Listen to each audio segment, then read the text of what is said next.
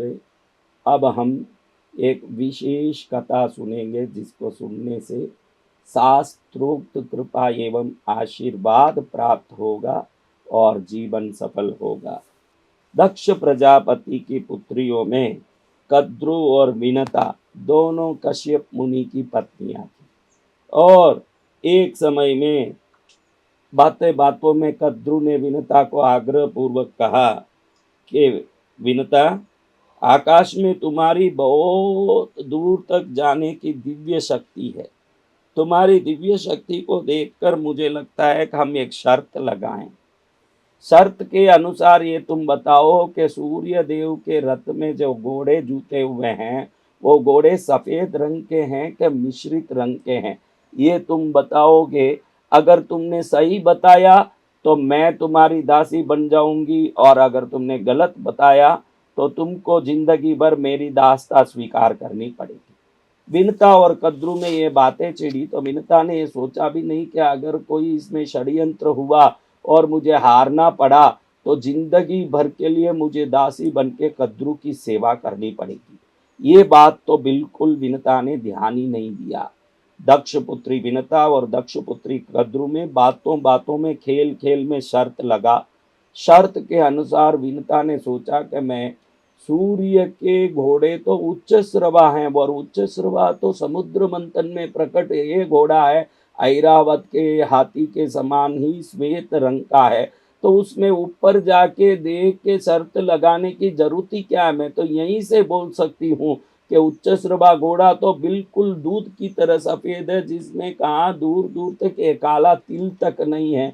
तो उस घोड़े को देखने मुझे आकाश में क्या जाना, यहीं से बोल दूं। ऐसे सोच के विनता देवी ने मन में शर्त से प्राप्त कद्रु की दासता को सोचते हुए ऐसे कह दिया कि उच्च श्रवा घोड़ा तो सफेद है, ये मैं तो कह रही हूँ। कद्रु ने कहा बिल्कुल, तुम और एक बार सोच लो, शर्त के अनुसार फिर तुमको दासी बनना पड़ेगा।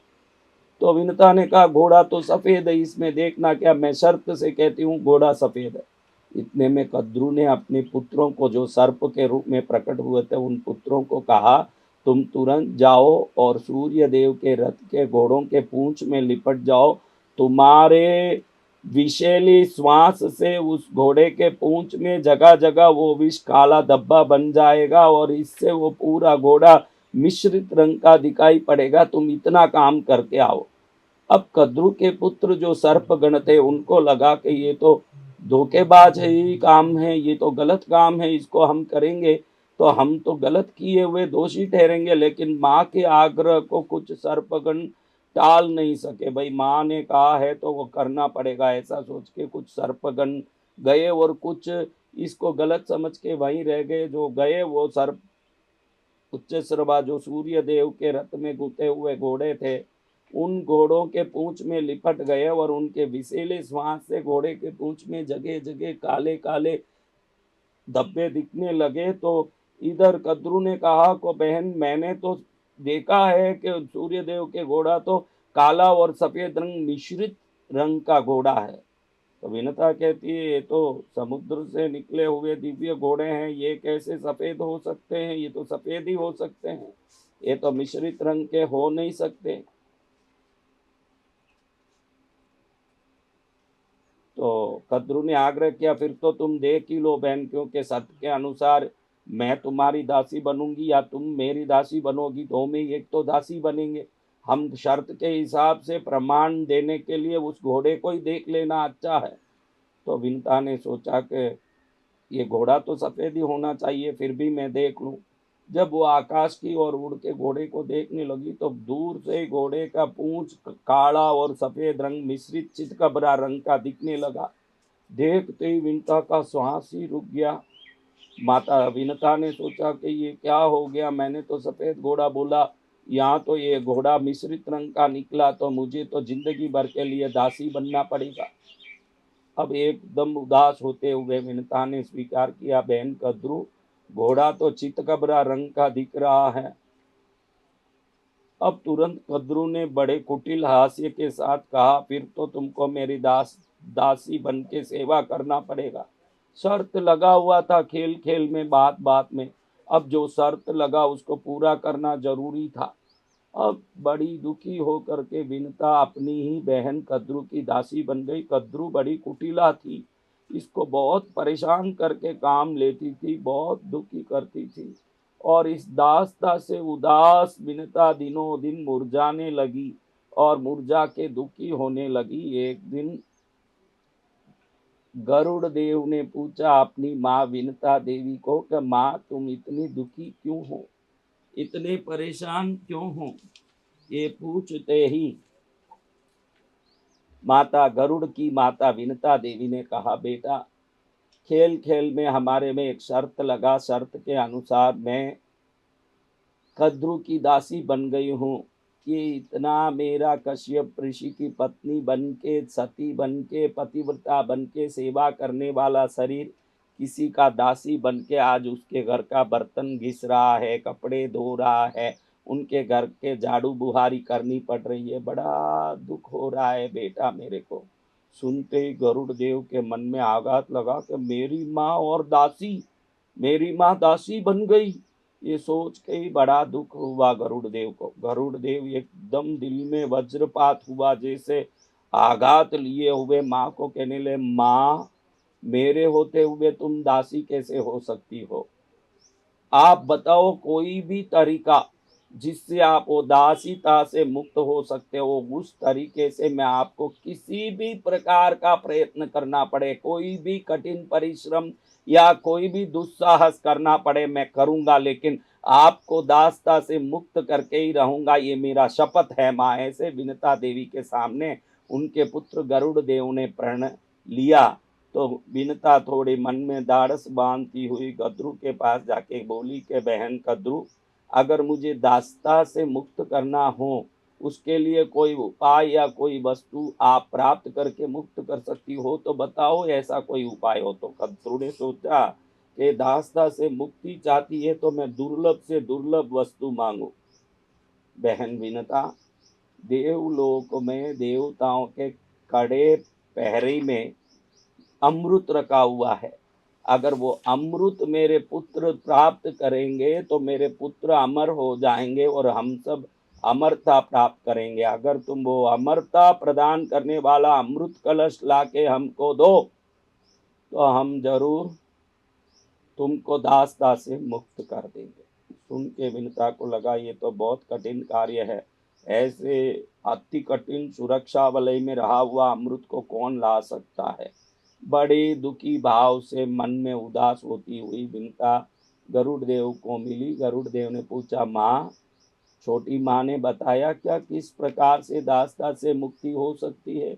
विनता देवी ने कहा, छोड़ बेटा वो हमारे वश की बात नहीं है, मेरे जिंदगी में दासता ही लिखी है, वो मैं करती रहूंगी, तुम उसकी चिंता मत करो, जाने दो। तब गरुड़ देव ने कहा, कहो माँ वो कोई भी कार्य हो, पाताल का भेदन करना हो, आकाश को फाड़ना हो कि धरती को चूर चूर करना हो, जो करना हो वो मैं करूंगा, लेकिन मैं आपको दासी पने से मुक्त करके ही रहूंगा, आप बताइए क्या करना है। तब विनता देवी ने शोक युक्त चेहरे के साथ कहा कि बेटा तुम्हारी छोटी माँ कह रही है कि देवलोक में कठिन सुरक्षा में रखे हुए अमृत को लाके दोगे तो मुक्ति मिलेगी दासता से। कोई अमृत हमारे के बड़े बड़े देवता उसको पा नहीं सके, ऐसे कठिन पे सुरक्षा में रखा हुआ अमृत हम कहाँ से लेके आके इसके हाथ में पहुंचाएंगे बेटा। इसलिए मुझे ये कोई नामुमकिन वस्तु लग रही है, तो छोड़ दे इस बात को, मेरे तकदीर में तो दासी पना ही लिखा हुआ है। गरुड़ देव के आंख लाल हो गए। माँ मेरे होते हुए तुम घड़ी घड़ी दासी दासी शब्द का उपयोग मत करो, मेरे जिंदे होते हुए तुम्हें कोई दासी नहीं रख सकता, मैं किसी भी हालत में वो अमृत को लेके ही आऊंगा और अमृत लेके ही मैं तुम्हारे पास आके उस अमृत को देके तुम्हें दासी पने से मुक्त करूंगा। और इस बात को कहने के बाद अमृत तो स्वर्ग में कड़े पैरे में रखा हुआ था। गरुड़ देव ने अपने पंखों से उन पैरियों को एक साथ झपेटे में लेके वहां से उड़ा दिया। फिर अपने पंखों से बड़े बड़े पहाड़ों को चूर चूर करते करते अमृत प्राप्त करने के लिए उस अमृत वलय में घुस गए। देखे तो अमृत कठिन प्रहर में रखा हुआ है, उस प्रहर में रखा हुआ है कि जहाँ कोई नहीं पहुँच सकता। लेकिन गरुड़ देव सूर्य पुराण के अनुसार अपने सूझबूझ से शिव की स्तुति करते हुए, शिव भक्ति करते हुए उस अमृत को प्राप्त करके वहाँ से निकला। और वहाँ से निकले अमृत को गरुड़ देव ने अपने पंखों में पकड़ लिया और निकल करके अपनी माता की ओर उड़ने लगे। तो देवताओं ने भगवान विष्णु को निवेदन किया कि गरुड़ देव अमृत कलश लेके वहां से निकल रहे हैं और इस प्रकार से अमृत कलश देवलोक से बाहर जा रहा है। भगवान विष्णु बड़े वेग से वहां से गरुड़ का पीछा करते, दोनों में खूब युद्ध हुआ। और गरुड़ का ये बल और वेग को देख के भगवान अत्यंत प्रसन्न हुए और भगवान विष्णु ने कहा कि हे महावीर गरुड़, तुम ये अमृत कलश अपने छोटी माता कद्रु को दिखा के, सर्पों को दिखा के अपनी माँ को दास्ता से छुड़ा दो, लेकिन ऐसे कौशल करो कि अमृत का पान ये नाग सर्पगण कर न सकें और ये अमृत वापस देवलोक लौट जाएं और तुम्हारी माँ भी दासता से मुक्त हो जाएं। तथास्तु कहकर गरुड़ वहां से निकले। अपने माँ को दासता से मुक्त कर कर गरुड़ भगवान ने सर्पों के सामने अमृत कलश रख दिया। जब अमृत पान के लिए सब सर्प प्रस्तुत हुए तो गरुड़ ने कहा, इस पवित्र अमृत का पान तो पवित्र होकर करना चाहिए। स्नान किए बगैर इसका स्पर्श करोगे तो ये अमृत गायब हो जाएगा। जब सर्पगण सब स्नान करने के लिए गए, इतने में गरुड़ भगवान विष्णु को अमृत कलश दे दिए और अमृत कलश विष्णु ने देवताओं को दे दिया। दासता से मुक्त विनता देवी ने गरुड़ देव को कहा कि मैं दासता से प्राप्त ये दुख को, ये दोष को, ये दासी पने में जीते हुए जीवन के लिए कारण प्राप्त हुए पाप को मुक्त करने के लिए काशी में जाके मैं तपस्या करूंगी। बेटा, मैं अब काशी जाऊंगी। यहाँ से माँ को अपने स्थान से काशी जाते देख गरुड़ देव ने कहा, मैं भी काशी चलूंगा माँ, आपके बगैर मैं अकेले नहीं रहूंगा। गरुड़ देव और विनता देवी दोनों माँ पुत्र काशी आए। भगवान विश्वेश्वर के पास ही, विश्वनाथ भगवान के मंदिर के पास ही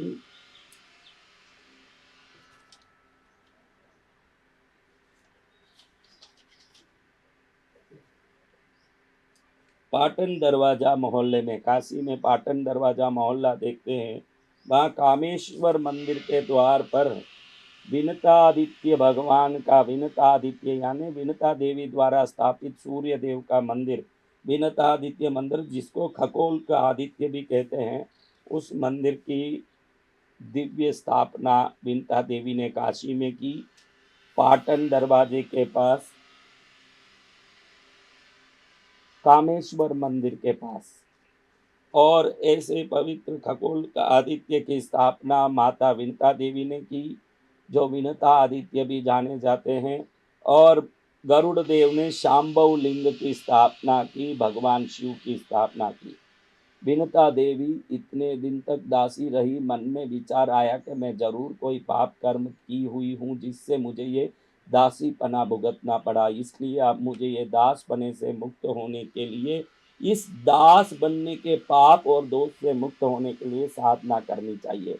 जिस सूर्य देव की स्थापना करी विनता देवी ने, उधर ही उन्होंने कठिन तपस्या की। तपस्या के प्रभाव से सूर्य देव प्रकट हुए और सूर्य देव ने विनता देवी को आशीर्वाद देके उनको सभी पापों से, दोषों से मुक्त किया और आशीर्वाद दिया कि इस कथा को सुनने वाले पाटन दरवाजा मोहल्ले में स्थापित ये विनतादित्य का दर्शन करने वालों को पितृदोष आदि समस्त प्रकार के दोष पापों से जरूर मुक्ति मिलेगी। ऐसे भगवान सूर्य ने आशीर्वाद दिया। ऐसे सूर्य देव द्वारा आशीर्वाद प्राप्त विनता देवी अत्यंत प्रसन्न हुई। गरुड़ देव को भी वहां सांभव लिंग की स्थापना के बाद भगवान शंकर की कृपा हुई। भगवान विश्वनाथ शांभवेश्वर के रूप में गरुड़ को दर्शन देके वरदान दिए, विष्णु के वाहन बनने का आशीर्वाद भी दिया, सदा विष्णु के परिकर बन के रहने का आशीर्वाद भी भगवान शंकर ने दिया। इस प्रकार से शंकर के परम भक्त गरुड़ देव शंकर की स्तुति करते करते ही जैसे अमृत कलश प्राप्त किए थे, वैसे ही शंकर की स्थापना किए पाटन दरवाजा मोहल्ले में शाम्भव लिंग और विनतादित्य का दर्शन आप लोग काशी में कभी भी जाएं तो आप अवश्य कर सकते हैं। ऐसे काशी के रत्न मुकुट समान श्री शाम्भवेश्वर भगवान और विनतादित्य खगोल आदित्य के नाम से वहाँ स्थापित हैं। ऐसे भगवान की स्तुति करके सूर्य और शिव का दर्शन करके भगवती विनता देवी और गरुड़ देव दोनों प्रसन्न हुए, क्योंकि विनता देवी ने सूर्य देव की साधना की, लेकिन अनंत कोटि सूर्य समान भगवान शंकर ने भी विनता देवी को दर्शन दिया और आशीर्वाद दिया। और इधर शाम्भव लिंग को स्थापित करने वाले गरुड़ देव को शिव ने भी दर्शन दिया, सूर्य देव ने भी दर्शन दिया। सूर्य देव को स्थापित करने वाली देवी को भी शिव का दर्शन हुआ और शिव का स्थापना करने वाले गरुड़ देव को भी सूर्य देव के दर्शन हुए। सूर्य और शिव का तेज दोनों को मंगल करने वाला बना।